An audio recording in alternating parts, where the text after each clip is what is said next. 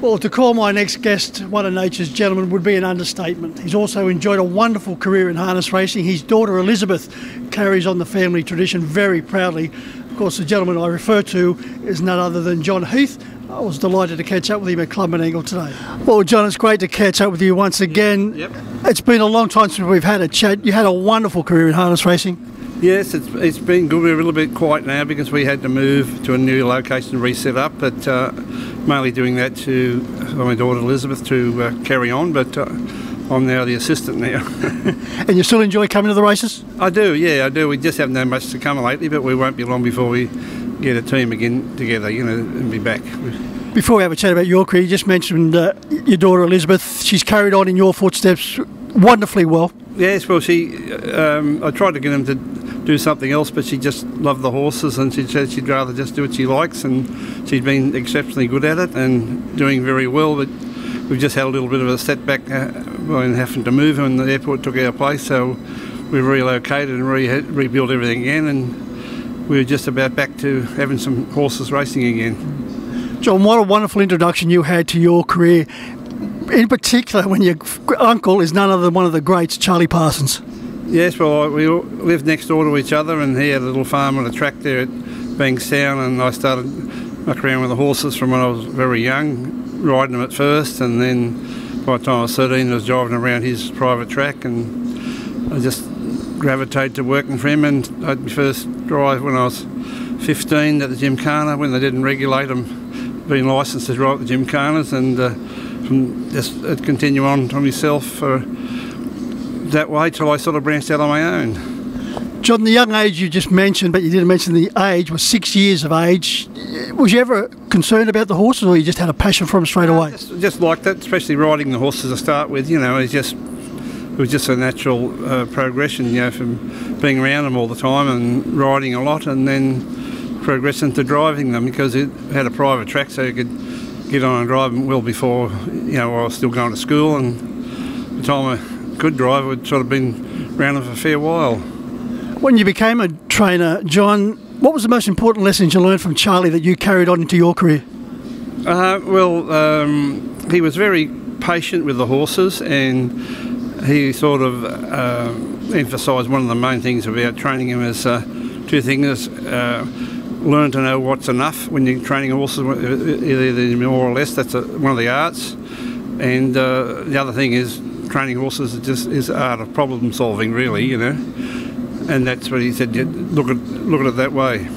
John, you got involved in harness racing in what we call a golden period of harness racing, but it was also one of the toughest periods with so many champions and some very tough heads going around. Well, that time was in the 60s was the golden era of trotting. When it was at its best, when they had enormous crowds and enormous following, and like the Purcells and Jimmy Caffins and Kevin Newmans and Alfie Philsons, just there was just heaps of them, very good, In those early stages, John, was it daunting, or did you just fit it in nicely, or was anyone in the dressing room you saw and you just said, he's my hero, and it became a little bit overwhelming a little bit? No, not really. They were actually I thought they were quite good to young people in them days. If you was genuine, they'd all try to help you.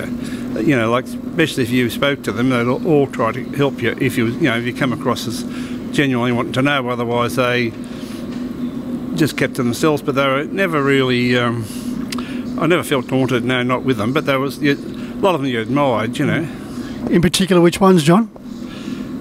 I thought Jimmy Caffin was one of the better ones, because he was very good at everything. He was good at young horses, and he was good at winning races with ordinary horses and good horses. And one of the things I liked about him, he developed most of his own horses, where a lot of the other people acquired them when they were after they were good. But there were some very good people, but he was a good all-rounder. No doubt in some of those races, in particular at Harold Park, John, you asked no quarter, given no quarter. Most of the drivers were pretty good. Pretty good. The two most aggressive drivers I ever struck was Percy Hall and Bert Alley. They were take no prisoner type drivers, but off the track they were right, but when they got out there it was pretty tough, But the rest of them, they were tough, but they weren't quite as aggressive as them, Throughout your career, you would have driven on numerous tracks. You would have liked to have been driving on a track like this at Club Menangle. Absolutely, this is the best track I've seen, and it's been a great thing for trotting. We sort of grew up on very small tracks. It was considered half miles were a good track, where most of the tracks, you know, there's plenty of 3 furlong tracks and tight tracks, you know, like the Gosfords, and there was a heap of them. You know, even Bulli was pretty tight, you know, and Hawkesbury was the best track I'd seen since till this one come along, but they're all gone now. There was, I think, there was 12 provincial tracks, and now there's only 2. It's just a changing thing, but it was better then because they had a place for everybody. You know, there's a place for the best, and a place for the middle, and a place for the bottom people. Now it's only if you ain't at the top, you're struggling. Any of those tracks, John, you went into the first turn and thought, oh geez, holding on to the breath a little bit here? Most of them. Gosford was probably the worst, but the only thing is they didn't have mobiles, so it wasn't quite as bad. Bulli used to be a bit hair-raising for a mobile driving, and Wyong was a little bit similar. You know, they were both pretty tight. You know, Bankstown and Fairfield considered the better tracks, but now they're probably on the other end. Everything's got better. John, you enjoyed a lot of success as a trainer. You also enjoyed a lot of success as a freelance driver, but as a trainer, the best of them?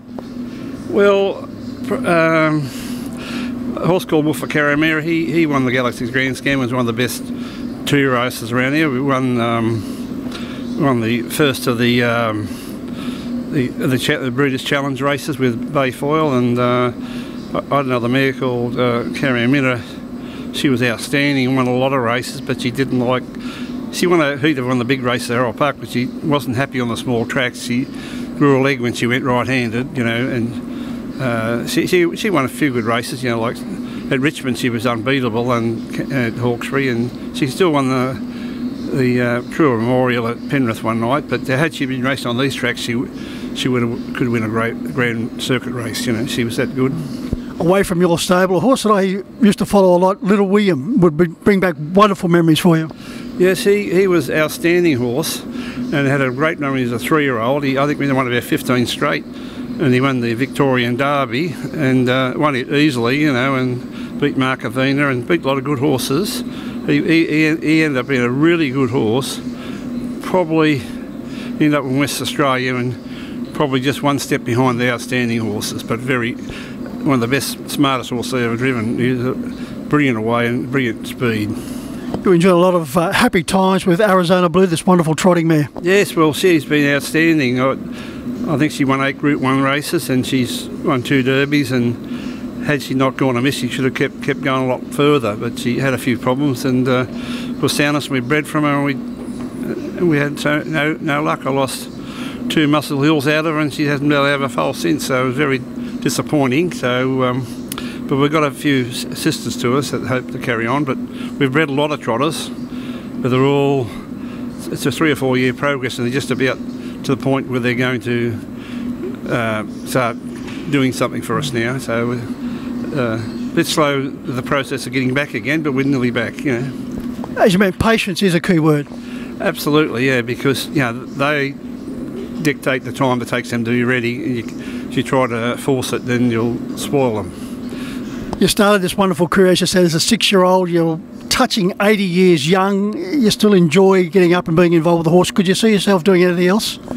Not really. I think people think I should retire, but I don't feel like retiring because I like to do something, and I keep thinking I'd like to do a little bit more, or have a bit more success, or have that really outstanding horse. So I'm still chasing that dream. Well, it's always wonderful to have a reason to get out of bed, but certainly chasing those dreams. John, it's been great to catch up with you, have a little bit of a trip down memory lane.